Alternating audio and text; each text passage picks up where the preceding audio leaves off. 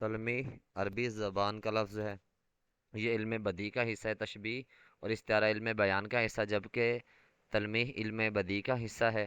تلمیح کے معنی اشارہ کرنا ہے، تلمیح گرامر کی روح سے مذکر ہے۔ تلمیح کی تعریف کی طرف آئیں تو تلمیح کی تعریف یہ ہے، کسی شعر میں، عبارت میں، جملے میں یا کہیں بھی کوئی ایسا لفظ پڑھیں جس کو پڑھ کر آپ کے ذہن میں کوئی سٹوری آ جائے، کوئی واقعہ آ جائے، کوئی خیال آ جائے، کوئی کہانی آ جائے، کوئی قصہ آ جائے، یعنی کوئی بھی کہانی، کوئی سٹوری، کوئی واقعہ ہے، اس چیز کا نام ہے تلمیح۔ اچھا، اس کی دوسری تعریف تو یہ بنائی ہے، کسی شعر یا جملے میں ایسا لفظ لانا جسے پڑھ کر آپ ہمارے ذہن میں کوئی واقعہ آئے۔ دوسری تعریف اس کی یوں کر سکتے ہیں، ایسا لفظ جس سے کسی واقعے کی طرف اشارہ ہو۔ مثال کے طور پہ آپ پڑھتے ہیں ابن مریم، تو عیسیٰ علیہ السلام کی پیدائش کی طرف اشارہ ہے۔ آپ پڑھتے ہیں کوہ طور، تو موسیٰ علیہ السلام کے واقعے کی طرف اشارہ ہے۔